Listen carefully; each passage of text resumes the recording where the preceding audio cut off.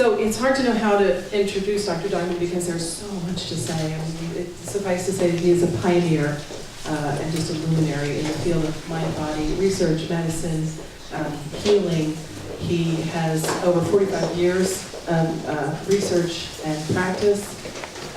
Continues to practice today. He has over 35 books, many of which are available in the back. We're very honored to have him here. Please welcome Dr. Diamond.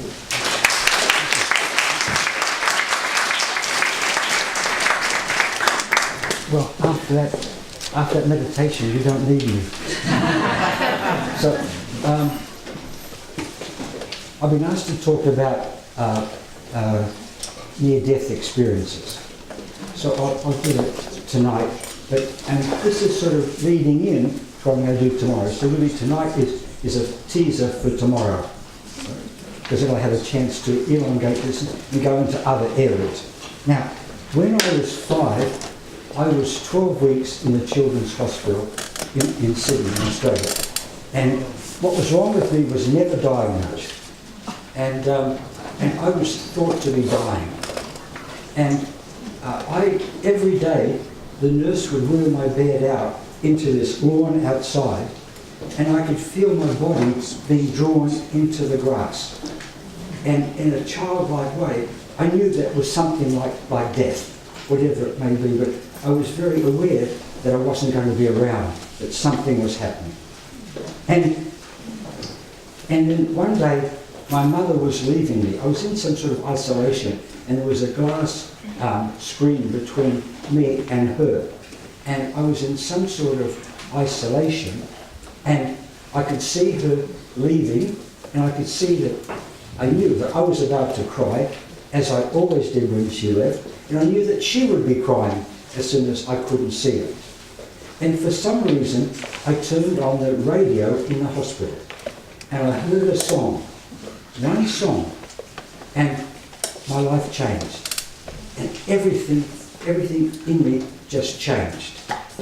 And almost the same day, I looked out through the glass and I could see there were murals along the wall. And that also changed me incredibly. So I was changed at the age of 5 by these two miracles of the art and the music. And later, if you ask my wife, who was an opera singer, she'll help you to sing the song.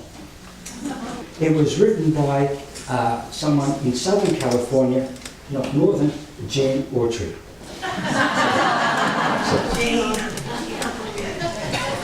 So here we are. And so now, and at that same time, I had to have a number of ether anesthetics. I don't know why. They were just anesthetics for some sort of exploration, as opposed to putting tubes down me and so forth. And with what you do, ever had ether anesthetic? So they put a mask on you, and you refuse to breathe, which is just what they want, because you take that first breath and you're gone. And as I was going, I could see this cutout picture on my mother's face, going round and round and round, and I would just sort of follow it. Then I wake up and she was beside me as I woke up. So my mother was very much involved with all of this, what I call miracle, that happened at the time. Now, those of you who are interested in the origin of words, the word miracle is very interesting, because the deep root, the Indo-European root, is S-M-E-I, which is often just M-E-I. And miracle comes from that. M-E-I. Miracle comes from that. The S-M-E-I is where we get smile. So when you feel that you are somehow smiled on, as it were, from above, that becomes a miracle. And every day, one way or another, I sort of feel as some sort of miracle. Even here in California, even with this person up there. And so, and in the last experience I had in the hospital, they decided to give me a blood transfusion. Although I was not anemic, But they said, "There's nothing else to do." They gave me a blood transfusion. And 2 days later, oh, you're laughing, 2 days later they discharged me. Now the transfusion was a live transfusion from my father's best friend, who I called Uncle Albert. And I could see the blood in his tube passing from him into me. And he said, "Like me, you'll be a fisherman." And 2 days later, I went home. A week or two later, on his boat, I caught a fish. Now, here's the miracle of that. 25 years later, I'm working in a hospital blood bank. And I gave him his last blood transfusion as he was dying. Now, over here, you would call that karma. And this is like our fourth cycle. It just came back together. So that was my first miracle. Now, the next miracles, the next one that happened about a year or two later, I was upstairs in the apartment we lived in, and I hear my wife, my mother, same thing, calling from downstairs. She's calling urgently. And so I open the door of the bedroom, and these flames come right past. It's just right, because for some reason fire was started downstairs. And my eyebrows were singed off, and here I am, and I was there for about an hour and a half before they could get a special ladder up to get me out of the room. But the thing was, I had no fear. I just watched what they were doing, and they had to take wire down to get, because the windows were half closed so that I wouldn't fall out anyway. And it was a big, and I wasn't the slightest bit frightened.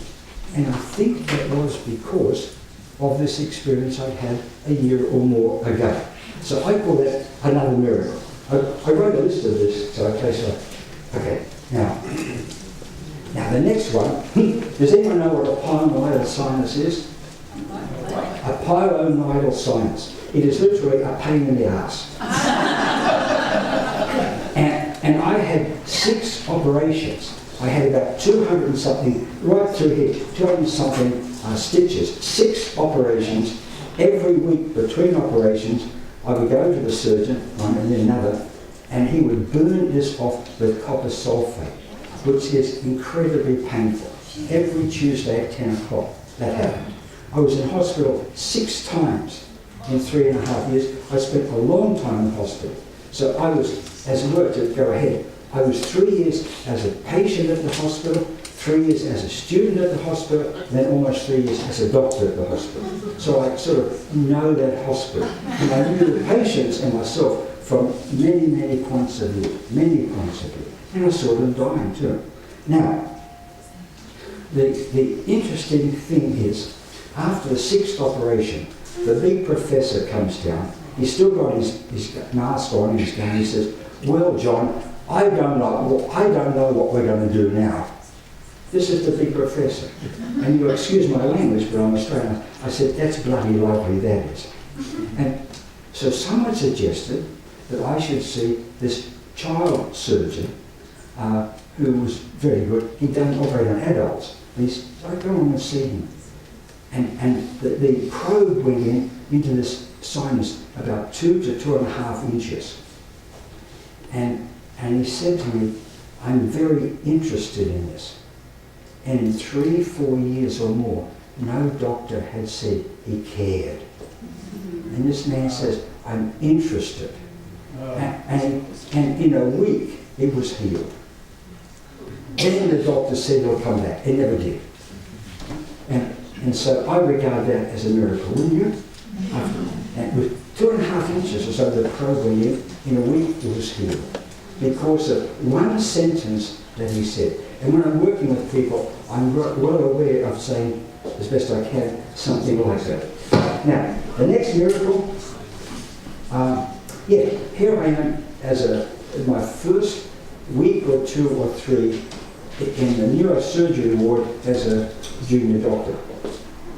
And there's 2 patients, both 24, both paralysed from the waist down. And they both get hospital infections because hospitals like to give infections. And they both had infections. And in a week, one was cured and the other one was dead. Same diagnosis, cure and death. And so I said to my superintendent, how come, what is it? He said, well, some have got it and some haven't got it.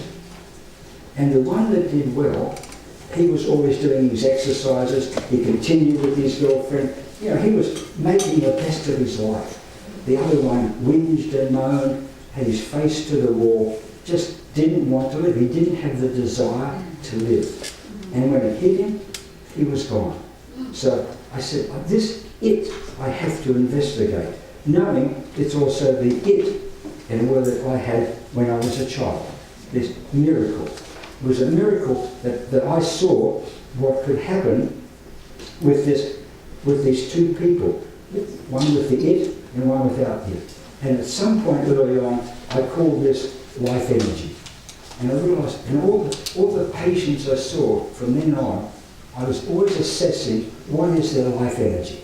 Not what is it, not just a superficial diagnosis, but what's really going on. How much do they really, really want to live? And there's one test I have in my mind all the time with everybody. I enthusiastically, passionately, wholeheartedly, and gratefully embrace all my life.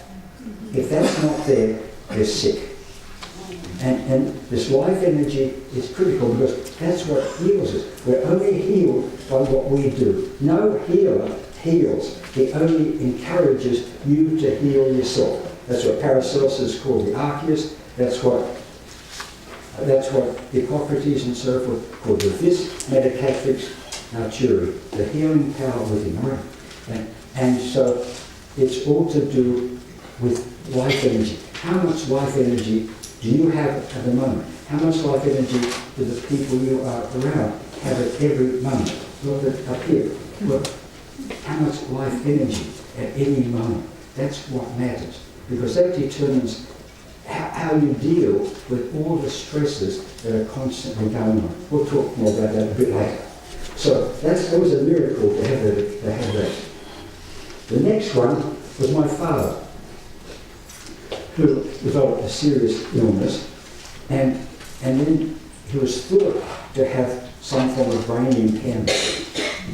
And the same doctor, now a big neurosurgeon, who was the man who the doctor told me about it in the first place, and he said, there's nothing we can do for him. I said, well, there's one particular exploratory operation that could be done, which he did, and I'm up there, and I go to see him that night, and there's in a peculiar room, very high ceiling, and he's on like a gurney, and he's unconscious, of course, his head wrapped up, and there's one solitary light right on him. Very, very dramatic, very dramatic.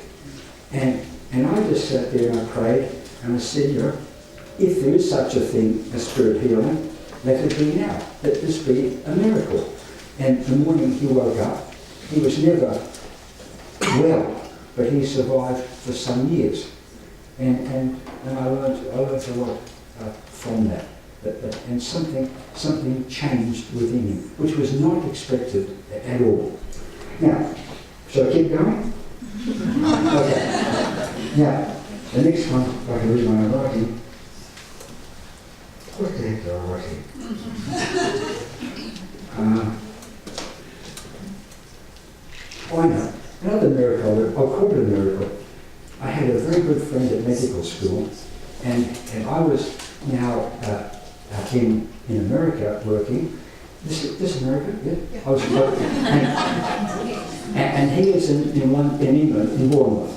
And I go to see him, and he said there's two things that amazed him.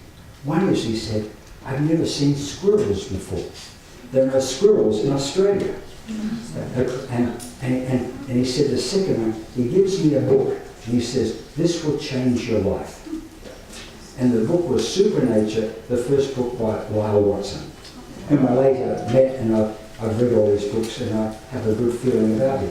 And I got on the plane coming back to America from England, where this took place, and I had about 100 pounds weight of books I bought in this esoteric shop. on dowsing, on this and acupuncture, and I had 100 pounds weight of books which I insisted on carrying onto the plane in these huge big bags. It's in the old days, before TSA and other fearful enterprises.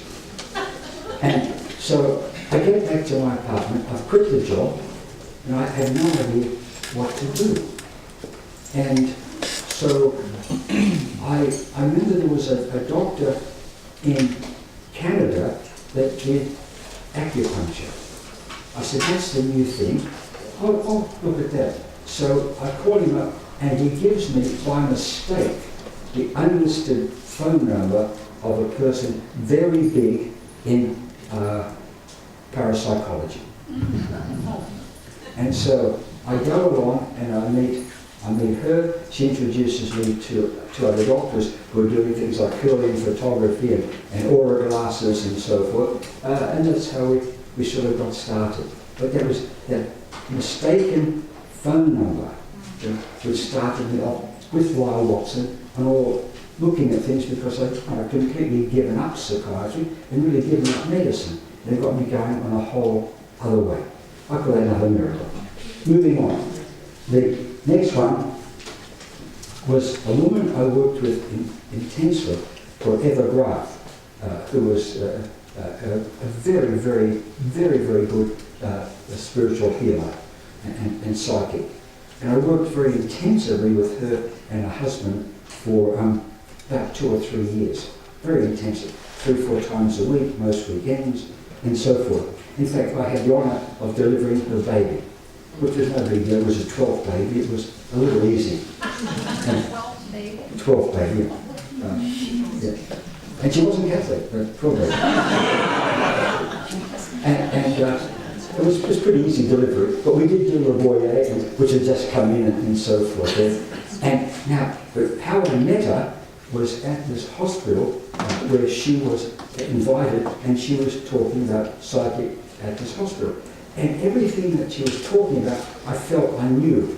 She's talking about herbs, and what she's calling herbs is what my father's pharmacy had on the shelves all the time in the old days. It was just what I grew up with.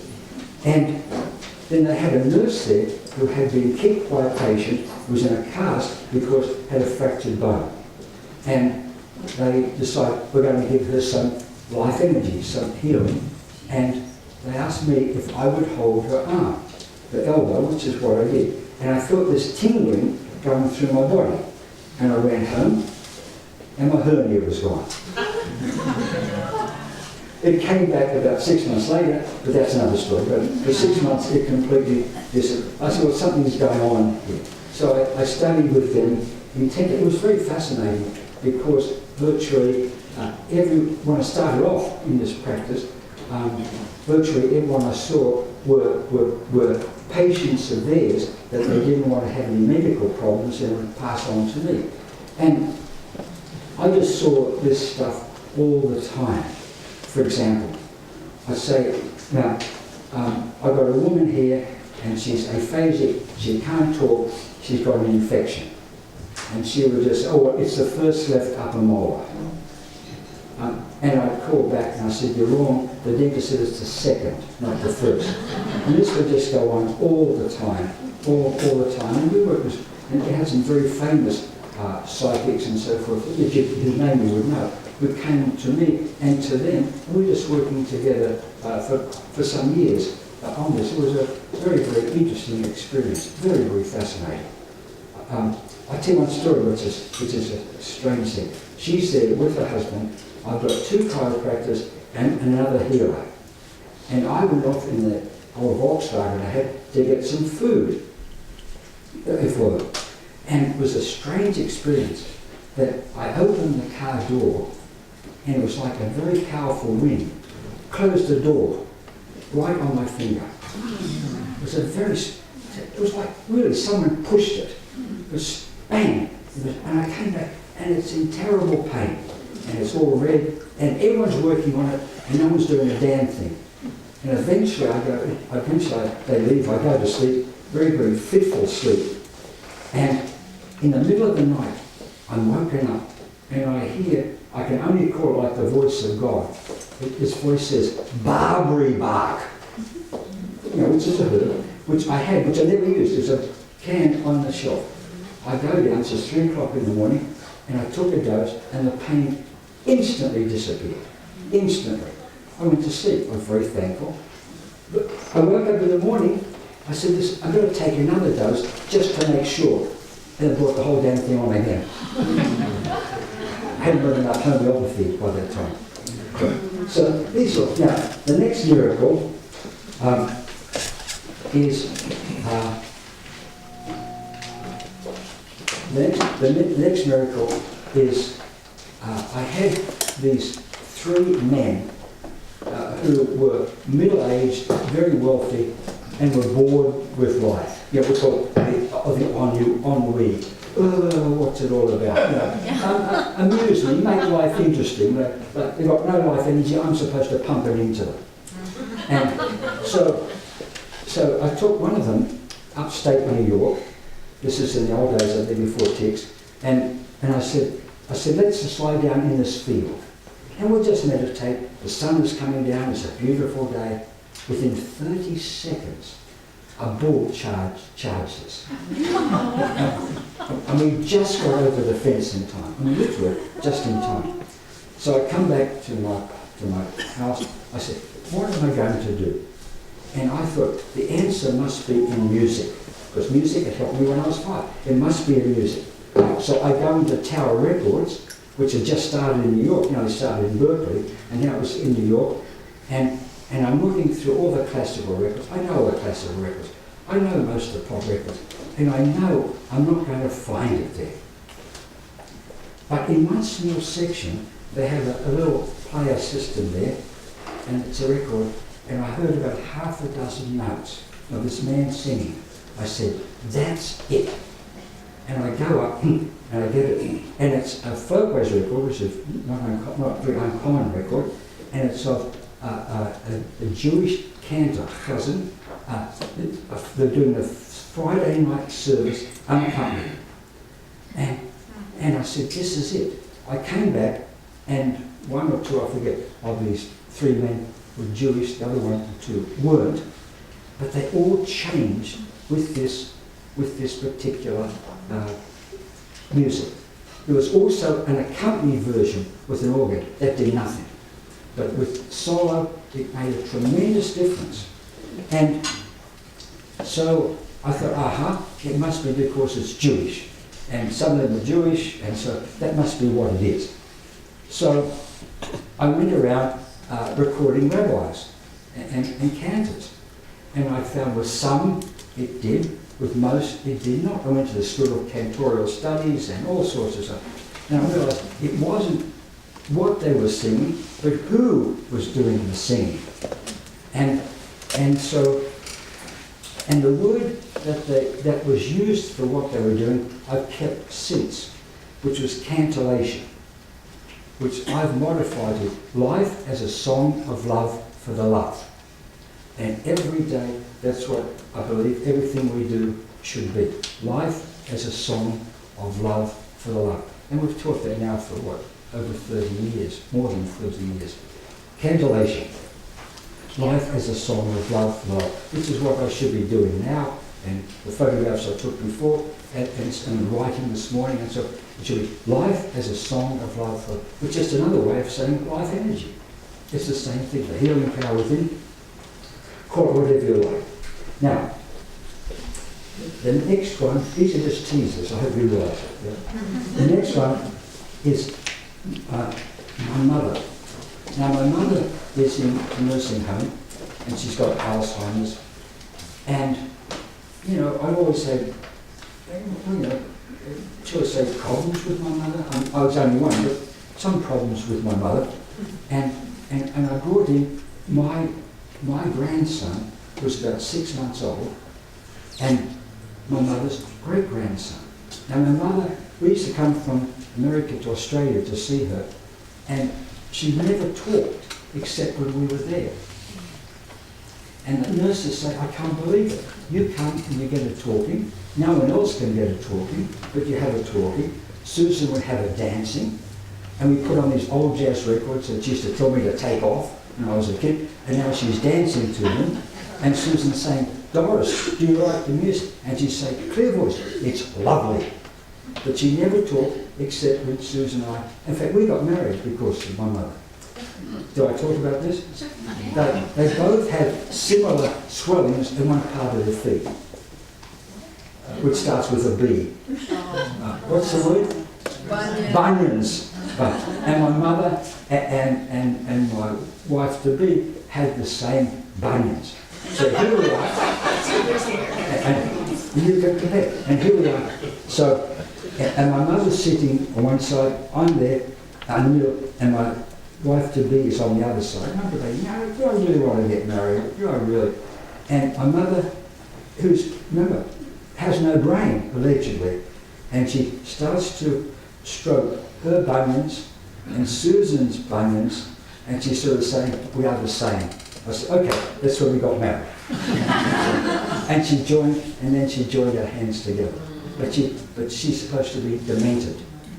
Now, I take my grandson, he's 6 months old, and she hasn't spoken since I've been there 6 months before, coming back to Australia. And she takes the little kid, little Ben, and she grabs him and speaks the first time in 6 months, little darling. And she's stroking him for ages, stroking his head, little darling, little darling. It took ages to extricate the two and to take the younger one back with us. And so that power was still in her. But it was only when you really related to her, just like when the doctor said he was interested. And now, so I said, for heaven's sake, let's buy her a doll. So I bought her a doll, which we should have done years before that, and the doll, we gave it to her, and when she died, the doll was on the table beside her, and she stroked all the hair off the doll. So to the very end, my mother still retained the maternal instinct. Her mother love was still there in spite of all the so-called dementia. It was all still there. That's been a very, very helpful thing for me to continue to realise. And then my mother, about a year or two later, is now actively dying. She's in the dying process. I fly over from America, and she's been given morphine, and she's dying. And she is, dying. And what's fascinating is this nurse comes up to her and says, and kisses her as she's going off duty for the last time. And she said, she was a very beautiful lady. And she's with my mother now. That's another story. That's tomorrow. And she, and I was with her for most of those 3 days and nights. And I was seeing, she was deeply, deeply unconscious. And at 3 o'clock in the morning, one morning, the nurses said, would you go outside? We want to rearrange the bed and so forth. She's deeply unconscious. I go out, and not a minute later, they came up and say she died. She couldn't die while I was there. This is a common experience. Couldn't die while I was there. But I was singing to her. Now, she comes to me many, many times, and she tells me everything that happened to her in those 3 days, and so much more, which we'll talk about tomorrow. Now, so that's about all. Oh, there's one thing I've mentioned here. Just when I started off in practice, working with these herbalists and healers in America, I had a fat, ugly Jewish boy of about 40, completely bald, 50 pounds overweight. He's a butcher who can't work because he has this he had ulcerative colitis and these infections on his legs, and he's not allowed near food. And so he's been everywhere. He's married, and he has a very Jewish mother, and she brings him in and says, you sit down in that chair and you listen to the doctor. Thank you. And so, what the hell am I supposed to do? I said, what the hell am I supposed to do? And I remembered this healer had told me about banana skin. And he had all these ulcers on his legs. I said, put banana skin on your legs, and he comes back in 2 weeks, he said it's all healed. And what happened, he then went on and he became a chiropractor. And he had to go to school to get his certificate to even start at the college. And there he is, and they said, you'll never have children, you've had too much cortisone all the years, and he has 2 children. And then he's completely broke. And he's got no money, 2 little kids, a wife, and he's living in a rented house in a very Jewish part of New York, very Jewish part. And he walks on the flooring in one part of the house, and it collapses. And inside there's $8,000 in gold coins. where the previous owner, who was a bachelor with no relatives, had saved all his money when the Nazis were coming back. And so that's what put him through chiropractic college. And so here he was, full of life energy. Other half of the story, I never saw him, he never paid my bill by the way, and I never saw him again, ever. But a relative came to see me not too long ago and said he had a horrible death. He wasted away, he was very, very ill. He never contacted me. So in a way, what I did was not nearly enough. I got him this well, but I didn't get him further than that, which is a common problem. People have their program to go this far, but not more. But often think about him a lot. Now, how are we off for time? What time do we fit here? 9. No, what time is it now? 10 to 8. What? 10 after 8. 10 after 8. Oh, gee, I've gone very fast. Now, so, let me tell you this story. About 25 years ago, I'm in London, and I go to visit this man who was said to be a psychic. And all he has on me is my name, John Diamond. And I walk in, and he says, well, he said, I sit down. He says, well, he said, I hear the Australian accent, but I see the stars and stripes. And then he said, you're a doctor, but you do a lot of talking. And what was I forgot the first.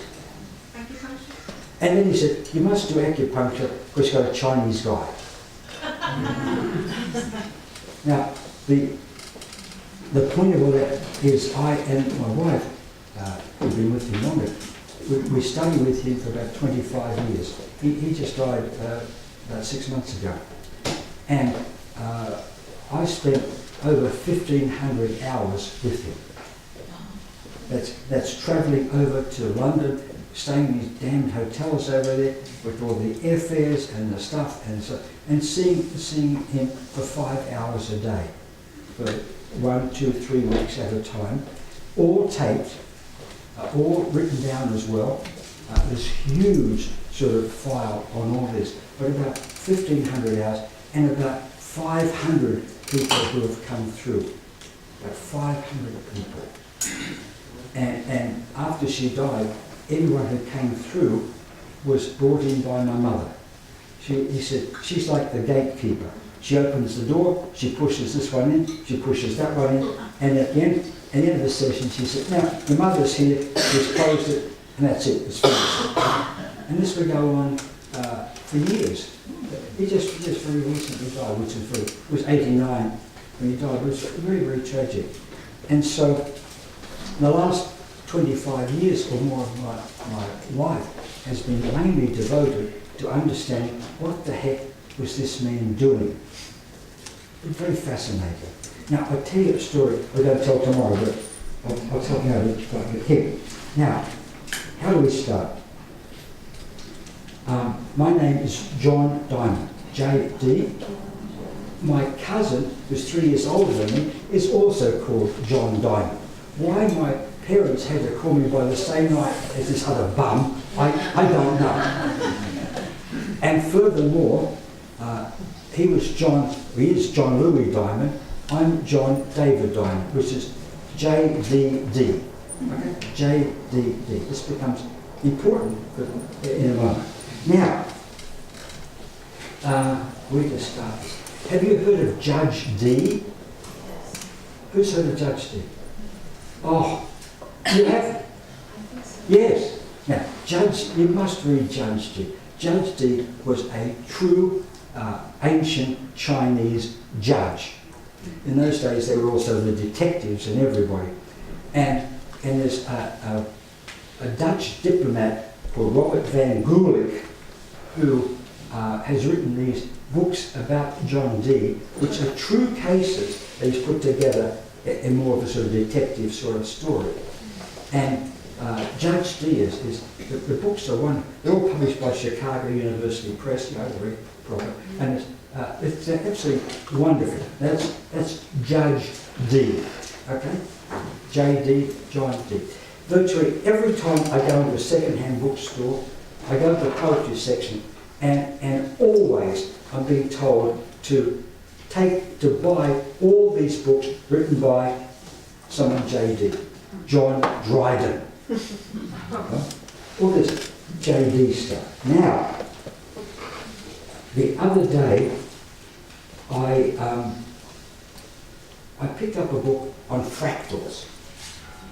Because they say fractals is a way of understanding all of the universe. Fractals is, the latest stuff, and fractals. And the first chapter, believe it or not, is on a man called John Dee. Everyone heard of, not John D. Rockefeller, just John Dee. Everyone heard of John Dee, D-W? John Dee? Yeah. Yeah, he was a mystic. Yes, he was a very big mystic, very big. And he was about the time of Queen Elizabeth, and he had he did something called Queen Elizabeth Queen Elizabeth I. He did what was called scrying. S-C-R-Y-I-N-G, which is divination. And he used a special sort of stone and he employed these people to do this, and he was writing it all down. And he had for years and years what's called conversations with angels. And there's now, it's all becoming back. So much of his work has now been written up and annotated. It's becoming very, very interesting. And they say he was the first of what the modern times was called nature philosophy. That he was trying to philosophically understand what was happening, as they say, in this world and in the spirit world. And he was putting it all together from his observations and so forth in nature, and for what was coming through from the angels. And it was a good thing he called them angels, otherwise he would have been, burned at the stake. So he called them angels. And it was an enormous sort of project. There's so much stuff coming out now about all of this. And so I start to read this. The first chapter is all about John Dee. All right. Now, the other day I said to my secretary, I'm looking for a book I used to have about 50 or more years ago, 60 years ago, on muscles, written by a man called Skyrim. And I had the name wrong, and we never found the book. But it's Skyrim. I just didn't spell it correctly. And then just to complete that, about the same time, for some reason, there's a book on my shelf, which I hadn't looked at. I bought it, 30, 40 years ago. I never looked at it. It didn't appeal to me at all, but I bought it because the doctor who wrote it was a friend of mine who died. It was done as a memorial to him. It's just on my shelf. I don't know why, for some reason, I got drawn to it. The same day, I got drawn to this book about John Dee. And it's all about the Kabbalah. Right? Which this doctor, wonderful doctor, used in his practice with herbalism and meditation and Tai Chi and so forth, but he did the Kabbalah. And he's written this incredibly important book, apparently, on the Kabbalah. And so I get a book 2 days ago, sent to me on John Dee, and the first word in the subtitle is Kabbalah. So what is going on that all this is sort of happening and coming together at this time in terms of me? Very, very, very strange. Now, 2 weeks ago, 10 days ago, we went to visit a psychic, rather unusual man, to put it mildly, in the East Coast. And he says, I've got this symbol which seems to relate to you in some way. And if you can imagine, it's like a circle with like 2 horns but joined together, like a half moon of horns up at the top. And so help me, this book on John Dee, that's the top half of his special symbol he had. So what is going on? Am I supposed to say, all this never happened, it's all, what's going on? And you start to look at your life, and I'm old enough now to try to answer, who's read Euripides? Euripides, who can spell it? Who's read, do you know Bacchi? Do you know Bacchi? The last play of Euripides is Bacchi. It's the greatest play ever written. It's the only play anyone ever reads, needs to know about plays, and it's everything about human nature. And it's the most incredible thing, because a mother is driven mad and tears her son to pieces. Tears her son. And in all of us, there's some fear that our mothers will do. Not quite that, but they're never entirely loving, let's be honest. If there were to be no psychiatry. And so, and in this play, there's a very important question is asked. He is challenged by his cousin. He says, you don't know who you are, and you don't know why you are. And I think that's the whole thing to learn in life. Who am I, and why am I? And I don't see any way of answering that without saying, the same as John Dee would say, that there are angels, spirit guides, call it what you like, who are getting us to do this. Now, how many of you have ever had personal contact with a psychic medium? Right? How many times? Once? You go about Aunt Bessie, where you learn about who's going to win the lottery and so forth. Who's going to win the election? We did that. Yeah. No, but who's been to a psychic intensively 10 times? You see? Who's been 100 times? I've been at least 500 times. No, sorry, at least 1,500 hours. 1,500. And I've learned about 500 people who are doing this to me now. That's why I'm here. And they're telling me to do this. This morning they told me all of this. So I wrote it down. So every morning I'm meditating for at least an hour. Now I used to do zazen and so forth until my legs gave up. And then you get an idea. What do you do with the damned idea? The middle of meditating, and you get an idea. The Giants are going to win. Or what are you going to do? So, it's like, put it, don't stop them, got to put it out of your mind. Put it, and you go mad. So I'm holding on to not holding on. And so now I meditate for at least an hour in this type of meditation every day, and I write it down. I have a special pad with a light on it, and I just write it down. And the other thing is, who meditates here? And who meditates on their own? I meditate beside my wife in bed. It's much more comfortable, particularly when she's silent. It's and it's so much, it's so much nicer. And she's part of my life. You know, she is the most important person in my life. And so why shouldn't she be there? So I'm meditating, you know, with her there, and she's often meditating with me there. And so we're having this relationship, as it were, joint. And in my meditation, every day, I have affirmations and so forth, yes. But one thing I was saying, to this guide that we had for so many years, you know, to welcome all the spirit world and all our spirit guides and helpers, because those spirit guides and my spirit guides, they may be different people, but the motivation is the same. And not only that, but that, and then, of course, being Australian, all my elders, all the Aboriginal elders and ancestors. I'll talk to you briefly about the Aboriginal elders, which we had a fantastic experience.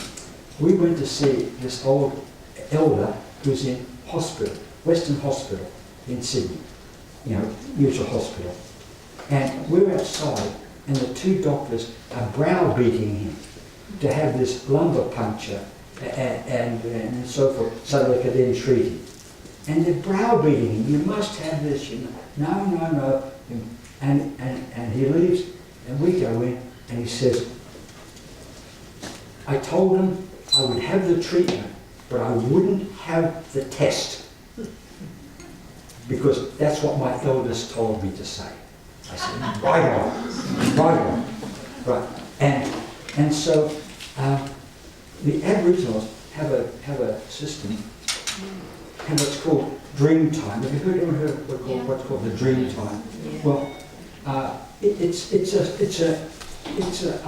an English word, an English derived word by one of the telegraph station master at Alice Springs, in the centre of Australia, at 1900, was on this expedition, and he translated the Aboriginal word in that particular language there, and he translated it as the dream time. But it's a wonderful concept.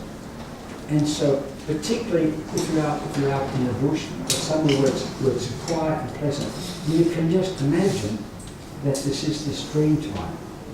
You know, preferably with no planes going overhead and no Wi-Fi's, which is pretty difficult. But there's a sense of being, and the word for it is enwombed. That you feel that you are in this womb. What? That you feel like you're in this womb with heaven there and the earth there, you know, and it's this incredible feeling. And so I regard one of the purposes of meditation is to have this sense of being, as it were, enwombed wherever you may be. I tried it for 3 hours on the way over from New York. I don't know how much success, but at least we got here. So, elders and ancestors. And it's interesting, I work, who's Chinese? You're Chinese, eh? And do you do some sort of worship like that? No. But the Chinese will say, we don't believe in spirit guides, but we worship our ancestors. To me, that's the same thing. So we talk about elders and ancestors, but all the spirit guides. So imagine that all these spirit guides are wanting to come through, always wanting to come through to help you, and are. Whoever told the doctor to do this with me, whoever told them to botch up and do that, it's all being guided. Can you imagine that everything you do is being guided? Imagine that we don't just don't, that what we're doing now, the way you're sitting, what I'm saying now, imagine that we are just like puppets. It's all happening to us. And we think that we are in control. Because he is got to believe, he's been told to believe that he is in control. I like that. and so everything that we are doing is what's supposed to be. Why did the master say that? Why? Why? It's an interesting question. Why? And so, let me change the subject a bit. I want to talk to you about this woman. This is a dear friend of ours in Japan who had a lot of difficulties with her husband and all sorts of things. And at last, she gets pregnant. And here we are, this is a photograph in a hotel lobby. In a hotel lobby. And many people around. Now this is called, in Japanese, a keipo. This is a special breastfeeding cape that they put on, and she is breastfeeding the baby underneath there. And he's just having a look to see how the baby is. Isn't that fantastic? Now look at this. Look at this. What is that? What is that? Do you see that little thing in the middle that's in her mouth? What do you think it is? That's the baby's finger. She is sucking the baby's finger, or the baby is sucking her nipple. How's that for love both ways? And who got her to suck? Who got the baby to offer the finger? Isn't that incredible? And that's why I hope we can all, I wish we'd all have had that. Now, the baby has lots of problems outside of the relationship with his mother, but he's always going to go through life very, very strong. Very, very strong because of that. Isn't that incredible? And my mother tells me this. Now, I've got something here to read out to you.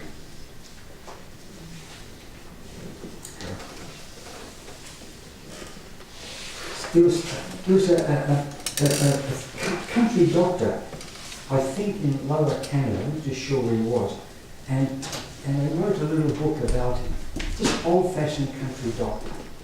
And he said, the essential tragedy of a human situation is not knowing. Not knowing what we are or why we are for certain. And I don't think it's possible to know who we are for certain without knowing how we are being gotten to do this and gotten to do that. And then, now here's what I really want to mention to you. You've all heard of Psychiatry? Yeah. He was the first president of Czech. And he was the one who was involved in the division of the country into two. And Susan and I were this close to him at one function, quite a long time ago now. And he was 4.5 years in prison for protesting against what the friends were doing, the friends of some of us.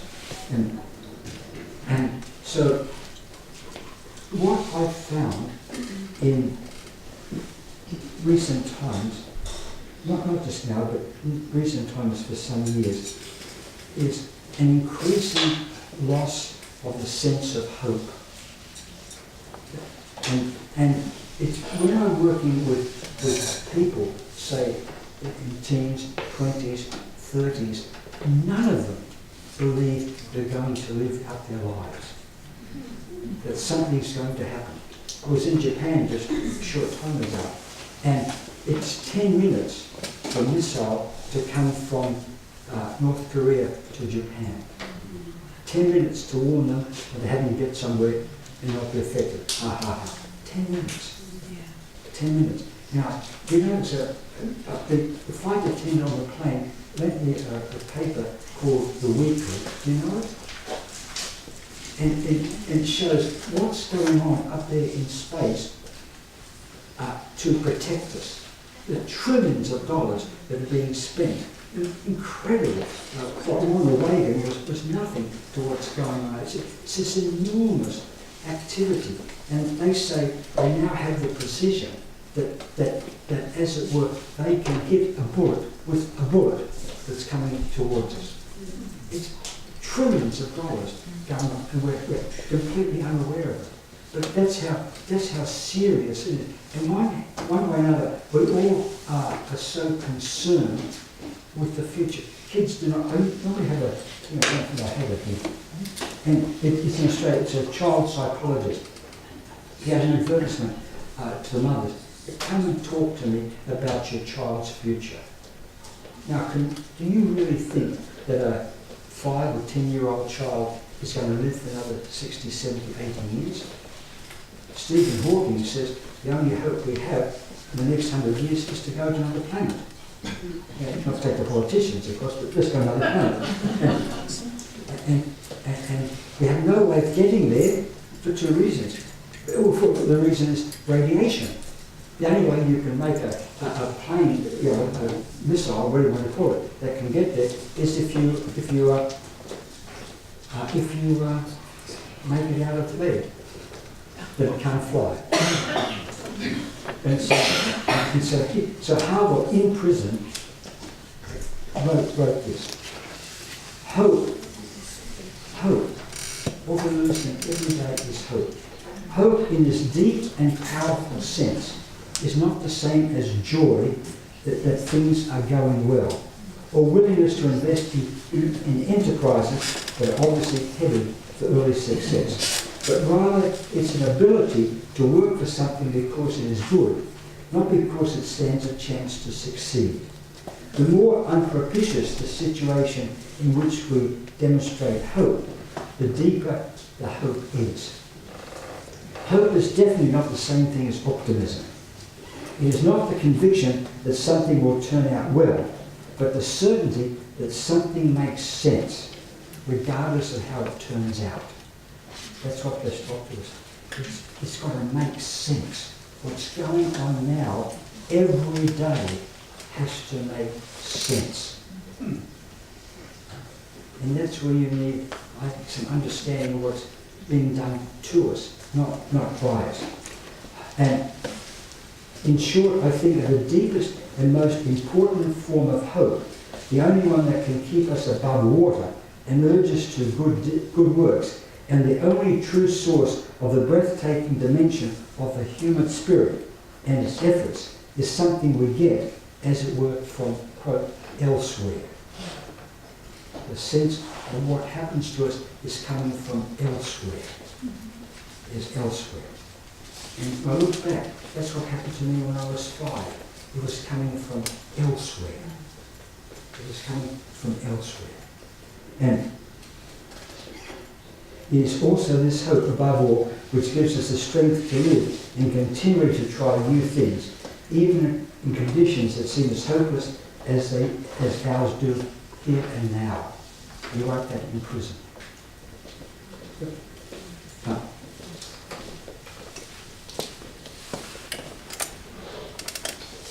So how are we to give people hope? How are we going to get them to feel that that what is happening is what's supposed to happen? Well, my mother was supposed to die like that, my father like that, my brother like this. It all just happens. Everything just happens. And how can we look at trying to heal somebody else? We don't really ourselves think that it can work, that we don't have enough hope that it can work. Now, doctors tell me that patients, and I'm the same, that patients don't get well as they used to. It's much, much, much more difficult, because it's much more difficult to instill hope than it was before. Much, much, much.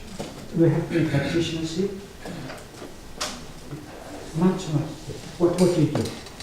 Balance energy in the body. Yeah, and how long have you been doing it? Long time? Probably 40 years. And is it more difficult now?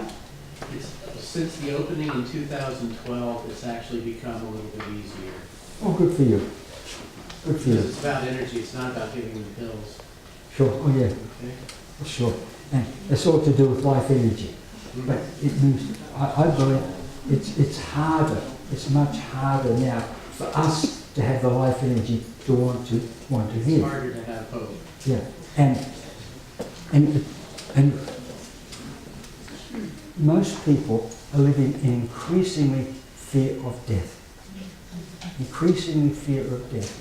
And that includes most doctors.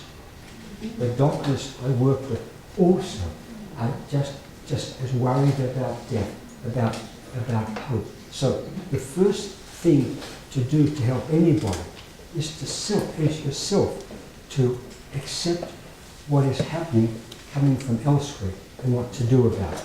Now, let's go back to what we talked about at the beginning, sometime earlier on, about John Dee and his scrying. And he had a stone, a crystal, and he and his, particularly the scryers, the psychics he worked with, and they would see things in the crystal. Right? But the patient, the sufferer, is the crystal. And the role of the healer is to look into the sufferer and see what is really going on there. What's really going on. And it's not as easy as it used to be. I've been doing this now for, 50, 60 years. It becomes increasingly more difficult. Increasingly more difficult. Not just because of politics, but because of everything. There's just so much, so much. And healing has to start with our life energy. Now, bring your friend. So every day we're working with people with painting, with music, with all sorts of ways of activating life energy. Now we're going to do it for you. Okay.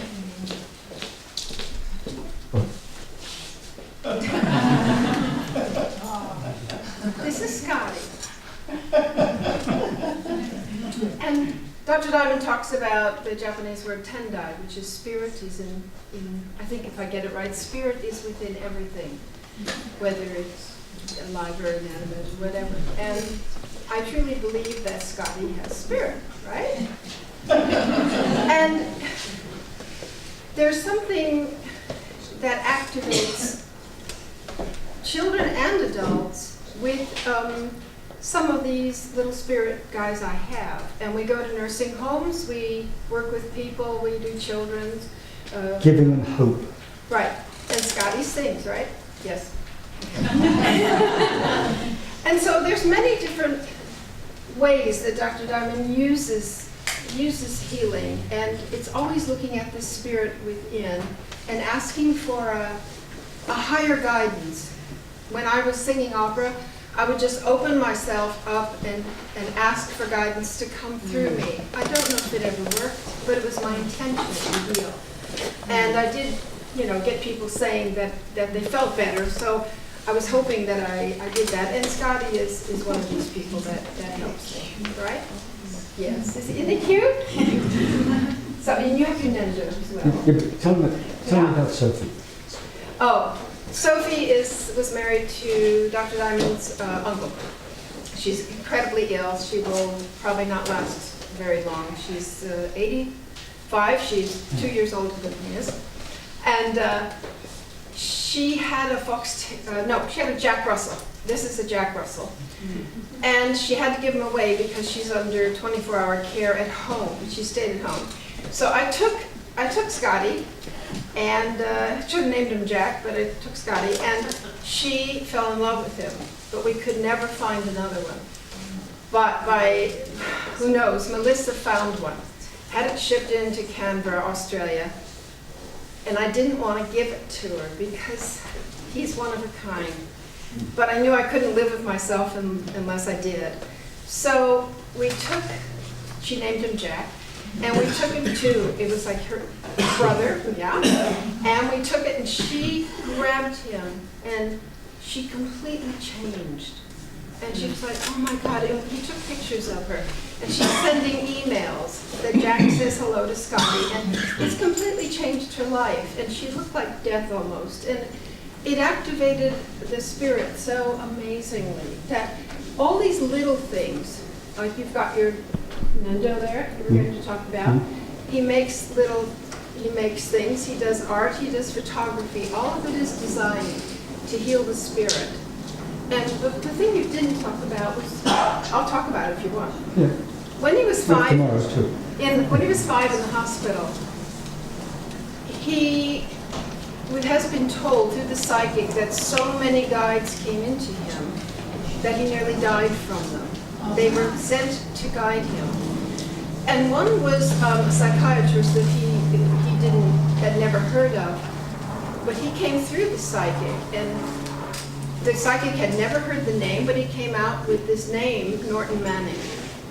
And actually Dr. Diamond's gift is tuning into people and seeing what's going on with them, and because of this, he won the Psychiatry Prize. And he was told years later that Norton Manning was guiding him. And the Psychiatry Prize is called the Norton Manning Prize. Norton Manning Psychiatry Prize, yes. And that he slipped in when he was 5. So those of you who've had like near death or something, it seems as if a lot of people change after that, as if their guides are coming in and somehow you get almost ill from it or something. And that, you know, that you change. A lot of people have had near-death experiences here. Yeah. And so, anyhow, I just... So now, yeah. what about singing? Having once sing the song that changed my life when I was 5? The Gene Autry song. What is the Gene Autry song? Anybody know You're the Only Star in My Blue Heaven? No.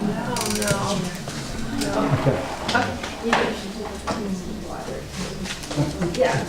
Okay. Well, it's easy. It's you sing along with me and Scotty. It's you're the only star in my blue heaven, and you're shining just for me.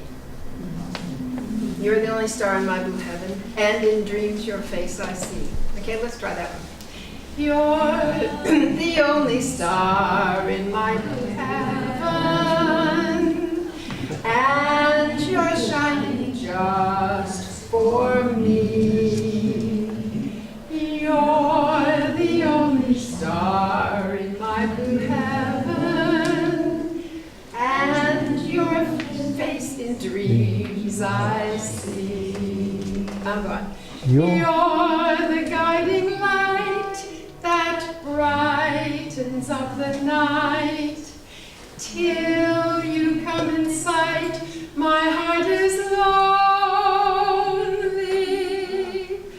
You're the only star in my blue heaven, and you're shining just for me. Everybody. Get up. Come and sing. Get up. Oh, stand up. And so you'll learn the song, and then you're going to sing it across the aisle. Okay, you're the guiding light that brightens up the night. Till you came in sight, my heart was lonely. That's the other part. Let's start at the beginning. Here you go. We are the only star in my blue heaven, and you're shining just for me. You're the only star in my blue heaven, and in dreams your face I see. You're the guiding light that brightens up. You're the guiding light that brightens up the night. Till you come in sight, my heart is lonely. You're the only star in my blue heaven, and you're shining just for me. You guys sing it to them, they sing it to you.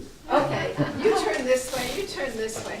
Now the whole idea is that if it comes really from deep inside you to the spirit in the other person, with your intention of actually helping and pick someone that you're going to sing to. It would help if you kind of did this, but let's try it. Okay? Oh, don't be shy. Come on. You're the only star in my blue heaven, and you're shining just for me. You're the only star in my blue heaven, and your face I see. You're the guiding light that brightens up the night. You're the guiding light that brightens up my night. Till you come inside, my heart is lonely. You're the only star in my blue heaven, and you're shining just for me. Thank you. That's just, you have to end it.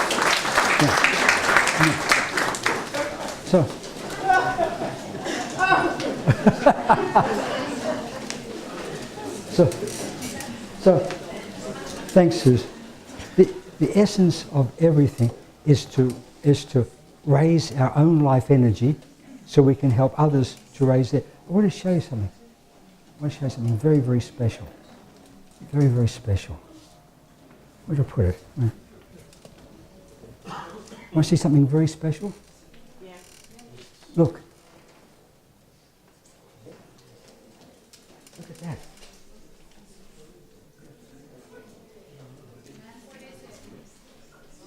What is it? It's God, it's the Spirit, it's whatever you want it to be. Whatever. And look at, and this was just outside there. Probably a million people have walked by it, or driven by it, I should say here. And there it is. Isn't that incredible? No? Well, if we are incredible, that's incredible. This is called a found object, and they're everywhere. Just looking, next door. I tell you, I found a found object just next door there, which is an outdoor toilet. It's also a found. Everything is a found object if you want to see it that way. And with everyone you work with, you have to see them as being not just a silly piece of wood. There's a found object as having spirit. And here's something else I found right here. Look at this. This is very special and very, very expensive. This rock. Look at it. Feel it. Just feel it. And it's everywhere.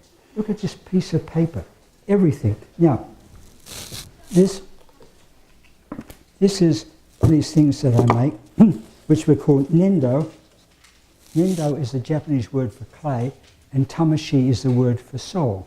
So this is clay, which is specially molded by hand with healing intention, but inside is a crystal, which has also got healing intention.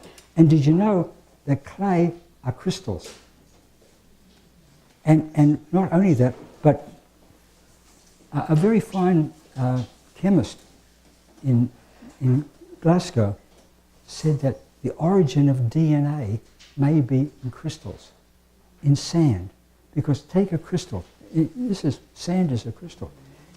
If you take a crystal and it makes a mistake, you know how it replicates, that's how it grows.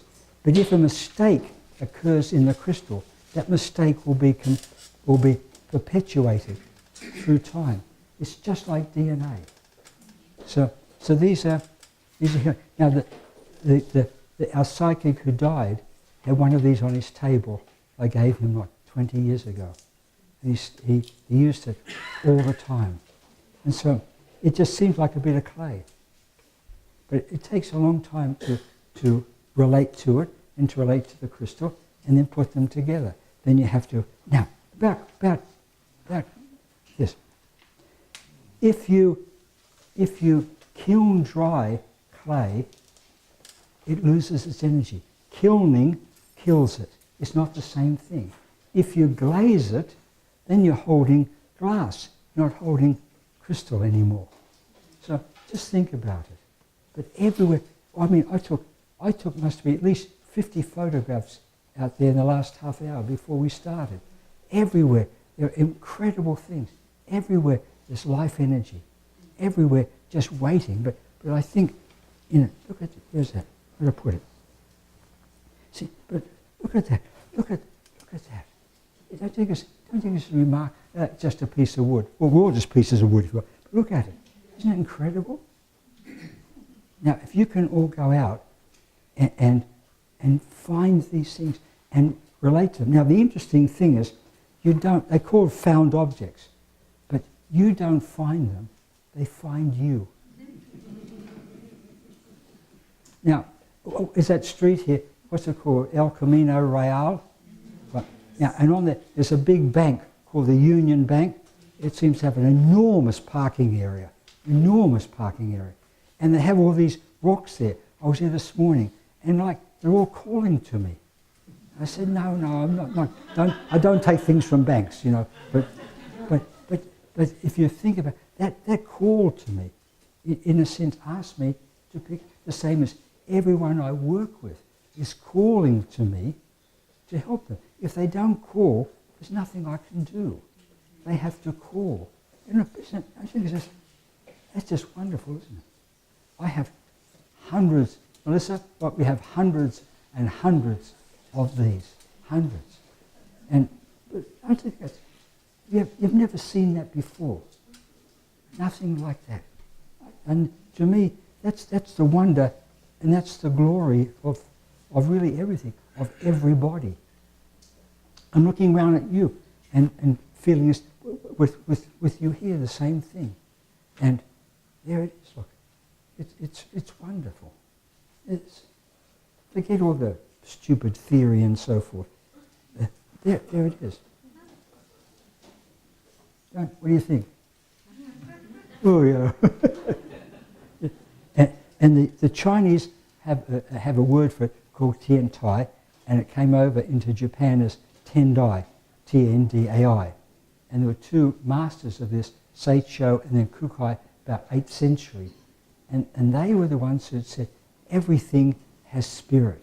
Everything has spirit. So you can take, you can take anything. Look, we said, well, these are the boxes that come in, and we do a special, what we call a still point on all, each one is separate. But you see, look at this. This is special. This is special. Yeah, if you can just see that. Now, look at that men's shirt. You see that men's shirt? Now, that's special. Yeah. And can you see it with her shirt? It's special. And that's what makes people special. And the more we are sort of given to realize this, that everything is so easy. Don't you think that's special? No. But I do. I think and it's, isn't that a wonderful colour? And listen to the crinkle of it. And look at it. It's I think what makes life worthwhile is that. And then it's easier for me to see you as this than this as you. Yeah? Not insulting, but just, it's so easy. It's just there. Look at these rocks. Look. You can steal rocks out there now. And I had to wait. Someone pulled up outside there in their car, and there was a bit of a tree there. It was screaming at me, "Take me, please, take me, I'm yours, take me." And I had to wait until they moved so I could get round the car to take the picture. But it's, and I can't tell you the importance of your own creativity. It doesn't mean a fish or a piano or something, or anything. It doesn't mean the violin. It just means your own creativity. And everyone, now, if we have a chance tomorrow, what Melissa does is she just gets people to kids to paint what's inside them. Not what they're told to do, but just what's inside them. Now, if anyone here can just see this as being a spirit, in its own way, it's a spirit, the same as we are. If you can see that, that's really all you need to do. And I was playing with something like this at 5 o'clock this morning. And then I meditated for an hour with thoughts such as this in my head. And then I went for a walk for an hour and I photographed things like that and collected, not from that bank, but it was a few rocks. But it's so look, where's that thing gone? Look at that. Now, is that a rock? Is that just a piece of stuff? Or is it special? Each one is special. And I looked, there was hundreds of them out there. And this one said, me. So yeah. You see that as he, as spirit. This is here. Not everybody What? sees that. You see all these things with spirit in them as Oh, yeah. healing things. Oh, yes. And you feel Like that. guided to pick them up. Yeah. But a lot of people don't understand. Yes. But what about the that, piece of don't plastic see you it. had here? Well, you mean Scotty? Yeah, the dog. It's not a dog. It's a piece of plastic. This is spiritual. And that dog has a passport. He does. And it's been at the pilot. It's done now 150,000 miles in planes, and it has a passport. And there's a photograph of it. A pilot took a photo, put it in the pilot's chair, and took a photograph of it. And that's his passport photograph. Now, and you want to see my aunt when she had Scott, the dog, and she is alive again. And I'll tell you something else. Not so. She says, I'm not a pianist. I'm not a musician. I can't read music. I just play everything by ear since I was 4. But I'm not a musician because I can't read the damn notes. Right. And so we got her and my uncle, who'd had a brain hemorrhage, but he was still fairly good. We got him some drums, and he's playing the drums, and we're singing along, and Sophie is playing the piano. And then we said, come on, you play the piano. Now, he hadn't played the piano for at least 70 years. At least 70 years. He sits down at the piano, and what do you think he plays? No. My Yiddish mama. My Yiddish mama. Thinking of his mother. Now, Sophie was 5 months in hospital, in intensive care everywhere, and none of the doctors, none of the nurses knew how important the piano was in her life. That's not medical. But in a house now, you put her at the piano and she comes alive. Give her Scotty, the little plastic piece of nothing, and she comes alive. People don't understand.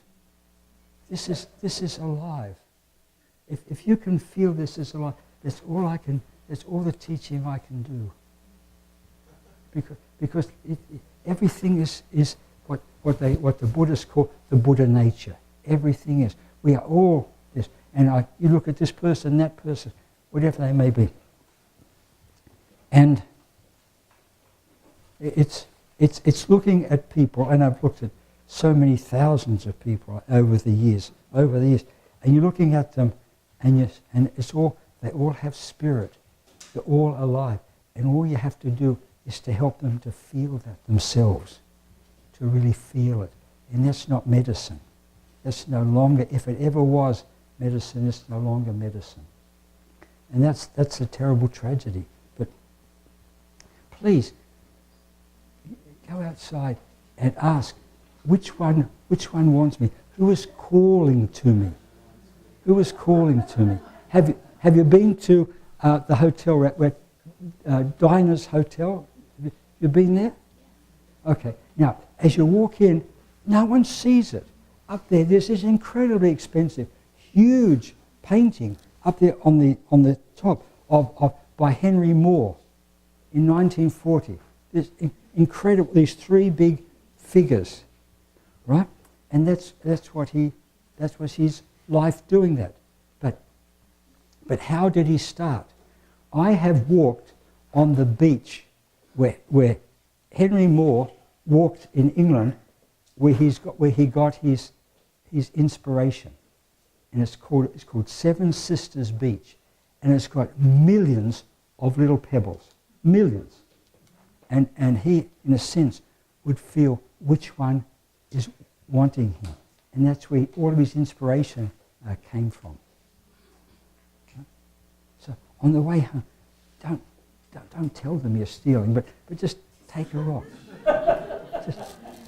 And you, believe me, you will change if you can just see it as being just as in its own way as alive as us. And that will help you to feel as alive as it. Okay, questions and answers, is that so? I don't have answers, I have questions. What, anyone, yeah? Well, you said you studied with several people, and this one person you studied with. Yeah, that's tomorrow. Yeah. What did they help you bring through guides for you? Yeah, that's tomorrow's talk. It was a teaser for tomorrow. Yeah, we do a lot about that tomorrow. You mentioned you brought me 500. Yeah, I've had through him over 500 people have come through to me, including many famous people and many not. But what? So The medium. he's dead now. Owen Potts. Now I gave a talk like this in Santa Fe, which is the spiritual capital of the Zofel, and I talked about 500. They said, "Oh, this talk is wonderful," and I said, "I'm not going to give you his name. Come up afterwards, and I'll tell you." Oh, they're so spiritual. Only one person came up and asked me his name, and never contacted him. So it's a big jump. It's a big jump, but not just for one session, but to take it seriously. We took it very. It's the biggest psychic research experiment ever. Think about it. 25 years, and the whole thing taped and written up. The whole thing. It's never been done, and we've had, I suppose, at least 40, 50 people. Miss, how many sessions have you had on the phone and live? What? 100, yeah. And virtually all. This is an enormous enterprise, what to do with it, I'm not quite sure. I'll be talking to some people this week about it. This is like an enormous. It's never been done before. It's just extraordinary. And I was no firm believer when I started. I was just curious, but it's that we'll talk about tomorrow. Is this with different people? No. Yes. Oh yeah. Yeah. How do you spell his last name? PMTTS. Alan? Owen. O-W-E-N. Oh, Owen. Okay. Yeah. Owen. Potts. O-P-O-T-T-S. Yeah. He died October 24th last year, actually. He would have been 90 in February. And I met him in 1983. I could talk about it. And just not only the effort, but the finances and the whole thing. It's been a tremendous. John, I'll share with you tomorrow. It's been a tremendous activity. But then you start to learn, who the hell are you? And you say, I'm what these people are getting me to do. But he brought through guides that helped you heal Oh yeah. of patients and things. Oh, yes, of and you course. call on them and you hear answers. Oh yeah. Oh sure. Yeah. Get told what to do. That's how I learned about this. Yeah. Could you repeat the sentence you started to say something about I enthusiastically? I enthusiastically, passionately, wholeheartedly and gratefully embrace all my life. That's it. That's it exactly. Exactly. Yeah. Just give it to me. Yeah. The flowers, yeah. Question about creativity. Yes. You mentioned creativity. Oh yes. on how the life energy Yes. expresses Yeah, in yeah. creativity. For example, your paintings. Yeah. And I think I read that you said that it's healing for the person creating, but also for the person Yeah. later on Yeah. enjoying the painting. Yeah. So in the process of creation, do you have special intentions? Yeah. How do you experience that process? Well, you're into a different state. It has been called as like semi-trance, but it's like a different state, and you can do it like I may take easy in a day. I could take 100 photographs. That'd be nothing. That's the advantage of digital. It has other disadvantages, but digital film is cheap, but every photograph is in a certain state. You change. With the painting as well. Everything. It's a meditation. You have no idea what will come out when you use the brush. I've no idea. And it's usually now one breath. Why do you think that it would be healing for the later on for a person just looking at it? Because the intention. Because of my intention, but also having done this for so many years and seeing what it does for those that want it to be. But I'm not saying it's healing. It's not going to cure the cancer or something. But it can put them in the frame of not of mind, the frame of heart to produce the change. It can change their desire. The desire. Yeah. Sure. Thank you. Anyone? Yes. I don't have a question. I have Sorry? about life energy. I have experience the last 20 years I'm helping people. I'm vibrational kinesiologist and I learned from gentlemen from Australia. Anyway, the closest friend from childhood, she laughed at me and she said, "What you doing?" So I scanned her energy and I didn't feel any energy. I scanned her body, no energy. Then 6 months later, she died of colon cancer. Then she was, in that moment, there were no any symptoms, but she was walking dead, actually. Oh, yeah. And also happened later with another woman, and she said, "Nobody can help me, no doctors, no psychic, nobody can help me." So I scanned her body also, no any vibration, no energy, nothing. Yeah. I know. So I understand when you say life energy. And this is worse today than it ever was in my experience. This is the tragedy. We'll talk about this tomorrow. This is the tragedy of our time. It is. I'll give you a very simple example. Very simple. We've been here 2 nights. Great hotel. The first night, I could not sleep. I woke up, I woke up, I woke up, I woke up. Second night, I slept great. Why? No. Are you a paid comedian, or is it just natural? Now, what happened, I look outside, there's a big bloody electrical system for a whole building right outside, which you couldn't see. And we moved, and that's happening everywhere. You know about smart meters? You know smart meters? And where's our friend? Where's the guy? And he says, "Hey, I'm fine. I've got a cop out for the smart meters. I just have to pay extra."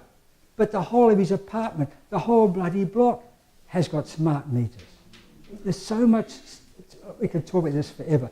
There's so much stuff going on now that never was, and we don't know. I tell you one thing. Do you realise there's like 190-something departments of defence in the world? There's no Department of Attack. So why do you need a Department of Defence if there's no one has a Department of Attack? Yes. Quick question. I work Yeah. and I am at a loss as to how to tell them about the energy system of their body. Okay. How would you talk to another doctor about the electrical energy system of the body of the person in front of them? Well, I've given up. Well, Should I give up too? no. Well. Let me change it. We're digressing, but I just want to tell you this because it comes up all the time. I was just talking to a lady here yesterday, and she said she had an operation, and ever since her memory isn't her memory is not right.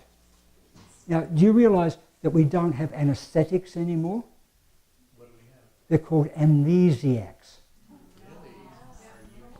Yeah, and tell me, I know, I had a minor surgery, and I put it bang, and I said to Susan that night, how the bloody hell did I get back to the hotel? She said, what do you mean? I said, and the doctor never even spoke to me. She said, you talked to him for half an hour. And memories never come back. And so there's all this the stuff that's going on. That's why we need these even more than ever before. There's so much, we don't know a thousandth of it. You know about G5? Yeah. In Australia, every 5th house is going to have a transmitter for the other 4 houses to go to space and so forth. And I'll ask you a question. You ask. Now look, I gave a talk to about 400 or 500 professionals a few months ago. And I looked at them, and they're all sitting there with cell phones, with computers, and I'm supposed to talk to them about healing. It's impossible. It's just impossible. And I gave the worst talk, even worse than this one. I did the worst talk of my life. Because it's just impossible. And it's just, I don't know. But where's Susan Downs? Where is she? But I mean, she's got a documentary, a film about she's won a prize. But there's so much of this. It's just what's going on is not real. Yes. Read the book, The Body Electric. Oh, sure. Yeah. So I loved. No, but remember that's written by Robert Becker, whom I knew, and that's written before cell phones. Yeah. How about that? Yeah. But let me ask. Ask them this. So what I want to say is you threw out some great ideas. You're making my mind work here with the things you're putting out. At the same time, you brought up I brought it up because of what you were saying in my own mind about some of these issues. So take a couple minutes here, but you brought up Vlad Havel. Okay, Vlad Havel. Yeah. So besides being in the prison for those 4.5 years, he got out of prison and rose to be the president of the country. Yes. And like Martin Luther King, he did it through peace. He refused to get into traditional warfare. Yes. And absolutely. so it was called the Velvet Revolution. Yes. So when we say things like, well, let me keep going. So then the thing with the invisible helpers. Okay, C.W. Ledbetter was talking about this in the 1830s and saying that they're all around us. Yes, of course. So these souls are constantly incarnating on the planet. They're always here. Yes. Unfortunately, we always think the time we're in is the worst time, or the darkest time. Is it really any darker than when the Third Reich was rising to power? I don't think so. Yeah. We can go out, is it darker than when the burning times were happening to all these women who were being burned by the churches? I don't think so. The point is, we are constantly stuck in what people like Carolyn Mace calls woundology. That we're focused always on the wounding as opposed to, you brought up hope. It triggered my mind. Jerome Groopman wrote a New York Times bestseller about 15 years ago called Anatomy of Hope. He's an MD. So that book was out there, hardly anybody read it. Yeah. And he talked about being an intern, and he noticed that the doctors, when they had good news for the patient and they could go in and say, okay, we saved your life, the great MDTs, right? But when they had bad news, They grabbed the interns like him and said, go talk to Mrs. Smith and tell her she's going to die. And I was a patient for weeks in a surgical ward in Sydney with my operations, and the head surgeon would stand at the foot of the patient's bed and say, well, you've got the cancer and you're going to die, and move on to the next patient. And he just ran the whole bloody hospital. And so surgeons have more fear of their own death Absolutely. than anybody. And until they fix that, you can't help anybody, really. You can fix a disease, but you can't fix the person with the disease. The average life of a physicist who retires is 2.5 years. So they're so focused on their specialization, but to see a greater world, we have to step out of our specialization. And I'm thinking of, you know, when you say these things occurring, it's simply synchronicity. Yeah.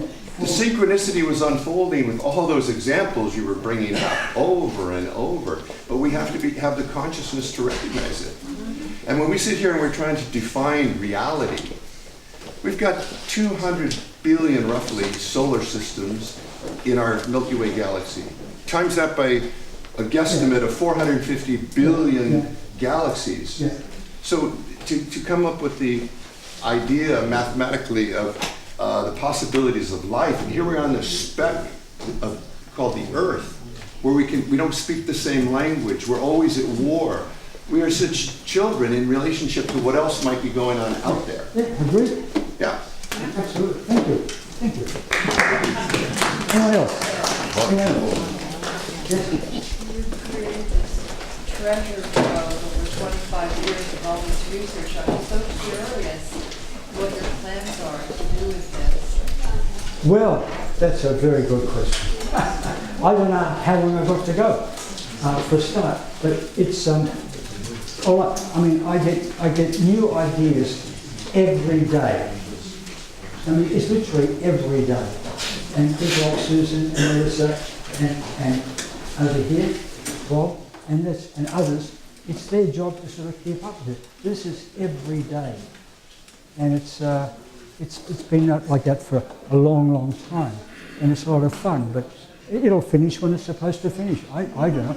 I just want it to be sudden. Yeah. Have a dear friend at the moment has chosen to die rather than have dialysis. And he's just quietly going into coma and he will die peacefully. He says, no pain, just pass away. So I don't know. All I can do is every day it comes, every day like this I try to pass it on. That's it. We finished? Yeah. Good. Okay. Thank you. Thank you.